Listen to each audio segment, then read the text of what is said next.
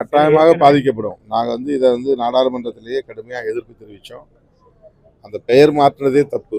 மகாத்மா காந்தி பெயரில் இருந்த அந்த வேலை திட்டத்தை இப்போ வாயில் நுழையாத ஒரு பெயரை அறிவித்திருக்கிறார்கள். அது காந்தியடிகளின் மீதான வெறுப்பை உமிழ்வது போல் அது இருக்கிறது. 125 நாள் என்று 100 நாளை 125 நாளாக உயர்த்தி இருப்பதாக அவர்கள் சொல்லுகிறார்கள். ஆனால் தேவையான அளவுக்கு போதுமான நிதியை ஒதுக்க தயங்குகிறார்கள் அல்லது மறுக்கிறார்கள். ஒட்டுமொத்தத்தில் அவர்களுக்கு 100 நாள் வேலை திட்டத்தையே ஒழிக்க வேண்டும் என்பதுதான் பாஜக அரசின் நோக்கம். ஆனால் வெளியிலே ஒரு மாதிரி அறிவிப்பு செய்கிறார்கள், உள்ளே ஒரு மாதிரி அந்த நிதியை ஒதுக்கீடு செய்வதில் வஞ்சகமாக செயல்படுகிறார்கள். இதையெல்லாம் நாடாளுமன்ற அவையிலே நாங்கள் சுட்டிக்காட்டியிருக்கிறோம், கண்டித்திருக்கிறோம். தமிழ்நாடு அது மாநில அரசுகள் ஒரு பெரிய அளவில் அவர்கள் பங்கேற்க வேண்டும் என்கிற இந்த நடைமுறையும் ஏற்புடையதாக இல்லை. இதையும் நாங்கள் எதிர்க்கிறோம், தொடர்ந்து எதிர்ப்போம். அரசின் 2 மாத ஆட்சி பற்றி என்ன நினைக்கிறீங்க? திருப்தியா இருக்கா? 1 மாசம் தானே முடிஞ்சிருக்கு. 2 மாசம் 2 மாசம் முடிஞ்சிச்சா? அவ்வளோ வேகமாக போயிருக்குது. இதுதான் அவங்க நல்ல முயற்சிகளை மேற்கொண்டு வருவதாக நான் நம்புகிறேன். இன்னும் சில மாதங்கள் பொறுத்திருந்து பார்ப்போம். இல்லை, நான் ஒன்று சொல்கிறேன், அது நான் சொல்ல தெரியாமல் தமிழ் பேச தெரியாமல் பேசுகிறேனான்னு எனக்கு தெரியல. நான் சொல்கிற கருத்தை நீங்கள் உடனே திரித்து பரப்புவதாகத்தான் நான் நினைக்கிறேன். அதனால் ஊடகவியலாளர்களை நீ சந்திக்கவே வேண்டாம் என்கிற அளவுக்கு எனக்கு ஒரு எண்ணம் தோன்றுகிறது. நான் அவங்க கேட்ட கேள்வி அவங்க என்ன கேட்டாங்கன்னா, நீங்கள் போய் அமைச்சர்களை சேர்ந்த உடனே திமுகவுடன் கூட்டணி முறிந்து விட்டதாகத்தானே அர்த்தம் அப்படின்னு அவர் சொன்னார். அப்போ நான் என்ன பதில் சொன்னேன்னு இப்போ விளக்குனேன். நேற்று அந்த நேரத்தில் என்ன சொன்னேன், அதை பாஸ்ட் டென்ஸில் கடந்த காலத்தில் என்ன சொன்னேன், அதாவது மே 9ஆம் தேதி, மே 10ஆம் தேதி, மே 11ஆம் தேதி, அதுதான் ரொம்ப குருஷியலான ஒரு பீரியட். அந்த நேரத்தில் நாங்கள் 9ஆம் தேதி 8ஆம் தேதிக்கு இடதுசாரிகள் முடிவெடுத்தாங்க, 9ஆம் தேதி நாங்கள் முடிவெடுத்தோம். அந்த அந்த இடைவெளியவே பெரிய தாமதம் மாதிரி போட்டு குழப்பினாங்க. அப்படி ஒரு தாமதமே இல்லை. அது அறிவித்த பிறகு நாங்கள் வெளியிருந்து தான் ஆதரவு தான் சொன்னோம். அதுதான் உண்மை. அந்த நிலைப்பாட்டை நாங்கள் எடுத்தோம். ஆனால் தாவேக தரப்பில் நீங்கள் ஏன் வெளியிலிருந்து ஆதரவு தரணும் அப்படிங்கிறத ஒரு தோழமையோட சுட்டி காட்டினாங்க. நீங்களே வாங்க இது அமைச்சராக நீங்களே வாங்கலை, முதலமைச்சருக்கு கூட அதில் ஒரு விருப்பம் இருக்குது, உடன்பாடு இருக்குது அப்படின்னு அவங்க தரப்பில் சொன்னாங்க. அதுக்கு நான் உடன்படலை.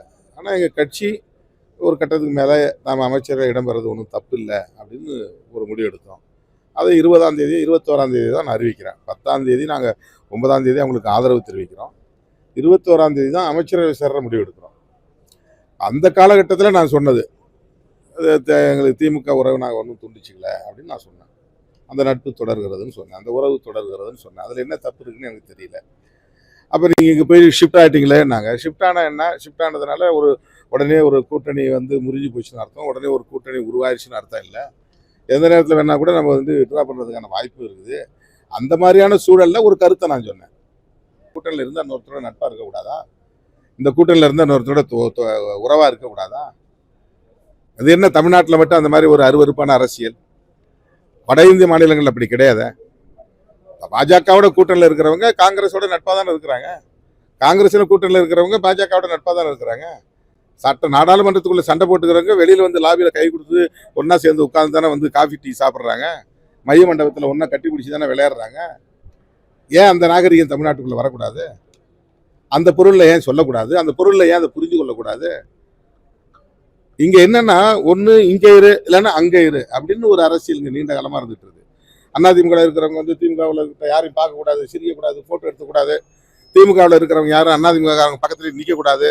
அது ஒரு டிவியில் வந்துச்சுனாக்கா ஐயோ போயிடும் அப்படிங்கிற ஒரு இந்த அநாகரிகத்திலிருந்து தான் இந்த பிரச்சனை என்னுடைய பிரச்சனையை புரிந்து கொள்ளாமல் குழம்புறாங்க. இல்லை, டிஆர்பி எக்ஸாம் சொல்றீங்களா? அந்த தேர்வு முடிவுகளில் நிறைய குளறுபடிகள் நடந்திருக்கின்றாங்க. நானும் அது சம்பந்தமாக ஒரு அறிக்கை வெளியிட்டிருக்கிறேன். நிச்சயம் இது தொடர்பாக அந்த துறை சம்பந்தப்பட்ட அமைச்சரை சந்தித்து நாங்கள் முறையிடுவோம். அந்த டிஆர்பி நிறைய அதில் பாதிக்கப்பட்டவங்க இருக்கிறாங்க. அவங்களுடைய உணர்வுகளை மதித்து அரசு ஒரு நல்ல முடிவை அதில் எடுக்கும். இந்திய கூட்டணியில் காங்கிரஸ் இருக்கிறவருக்கு திமுக இடம்பெறாது அப்படின்னு சொல்லியிருக்காங்க. நீங்க திமுகவுக்கு இந்திய கூட்டணி சேரத்துக்கு அழைப்பு இருக்கீங்களா? அது தேசிய பார்வை தேவைங்க. அந்த இடத்துல பாருங்க, எங்கள் கட்சியிலிருந்து ஒரு மேனாள் சட்டமன்ற உறுப்பினரை திமுகவில் சேர்க்குறாங்க. அன்னைக்கு முத நாள் இரவு வரையும் நான் திமுக மூத்த அமைச்சர்களோட தொடர்பில் தான் இருக்கிறேன், நட்போட தான் இருக்கிறேன். வன்னியரசை அழைச்சிட்டு போய் முன்னாள் முதலமைச்சர்கிட்ட வாழ்த்து பெறுவதாகவும் சொல்லியிருந்தேன்.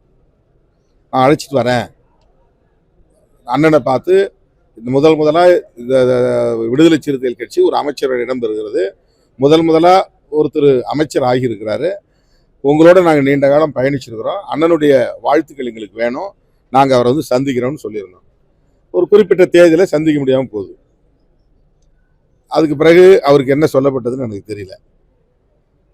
அடுத்த நாள் வந்து மேனாள் சட்டமன்ற உறுப்பினரை திமுகவில் சேர்க்குறாங்க. இதற்கு பிறகு டெல்லியில் நடக்கிற இந்தியா பிளாக் கூட்டத்தில் நான் பேசும்போது காங்கிரஸ் தன்னுடைய அணுகுமுறையை மாற்றிக்கொள்ள வேண்டும் நான் பேசுகிறேன். தேர்தல் காலங்களில் நீங்கள் கேரளாவில் நடந்து கொண்ட அணுகுமுறை அங்கே இடதுசாரிகளோடு ஒரு முரண்பாட்டை உருவாக்கி இருக்கிறது. தமிழ்நாட்டில் நடந்து கொண்ட அணுகுமுறை திமுகவோடு அங்கே வந்து ஒரு முரண்பாட்டை உருவாக்கி இருக்கிறது. மேற்கு வங்கத்தில் உங்களுடைய அணுகுமுறை அங்கே திரிணாமுல் காங்கிரஸோட ஒரு முரண்பாட்டை உருவாக்கி இருக்கிறது. அப்படிங்கும்போது இந்தியா பிளாக் எப்படி வலுவாக இருக்கும்? இந்த கேள்வியை நாங்கள் எழுப்பினேன். எங்கள் கட்சியிலிருந்து ஒருத்தர் வந்து திமுகவில் சேர்த்துட்டாங்கிறதுக்காக நாங்கள் திமுகவுக்கு எதிராக பேசலை. ஏன்னா அந்த இடத்துல எனக்கு என்னுடைய பார்வை நேஷனல் பர்ஸ்பெக்டிவ், ஒரு தேசிய அளவிலான பார்வையிலிருந்து நான் அந்த கருத்தை சொல்கிறேன். ஏன் தனிப்பட்ட முறையை நாங்கள் என்னுடைய பாதிப்பை நாங்கள் மனசில் வச்சுக்கல, தமிழ்நாட்டை மட்டும் நான் மனசில் வச்சுட்டு பேசலை, விடுதலை சிறுத்தைகள் மட்டும் மனசில் வச்சுட்டு பேசலை. தேசிய அளவில் பிஜேபிக்கு எதிரான ஒரு அணியை கட்டணும், அந்த அணியில் திமுகவும் இருக்கணும், தாவேக்காவும் இருக்கணும், அதுதான் என்னுடைய பார்வை. இதை தமிழ்நாட்டு அரசியல்வாதிகளால் புரிஞ்சிக்க முடியாது, ஊடகவியலாளர்களால் புரிஞ்சிக்க முடியாது. இவர் என்ன குழப்பறாரும்பாங்க. இந்த இடத்துல தாவேக்காவுக்கும் திமுகவுக்கும் எதிரும் புதிருமான நிலை இருந்தாலும் கூட தேசிய அளவில் பாரதிய ஜனதாவை எதிர்ப்பதற்கு, மதவாத அரசியலை எதிர்ப்பதற்கு, அவர்களின் சதி அரசியலை முறியடிப்பதற்கு உள்ளபடியே கொள்கை எதிரி என்று சொல்லக்கூடிய தாவேக்காவும் அதில் இருக்கணும், பிஜேபியை தொடர்ந்து எதிர்ப்போங்கிற திமுகவும் அதில் இருக்கணும். இது என்னுடைய கருத்து. இதை நான் சொன்னா திருமாவளவனுக்கு என்னாச்சுன்னு கேட்பாங்க. அது அவங்க புரிதல் உள்ள சிக்கலே தவிர என்னுடைய பார்வையில் உள்ள சிக்கல் இல்லை. அது பார்க்கலாம். அவருடைய பரிந்துரைக்கு நன்றி. நோபல் பரிசு கிடைத்தால் அவருக்கு நன்றி.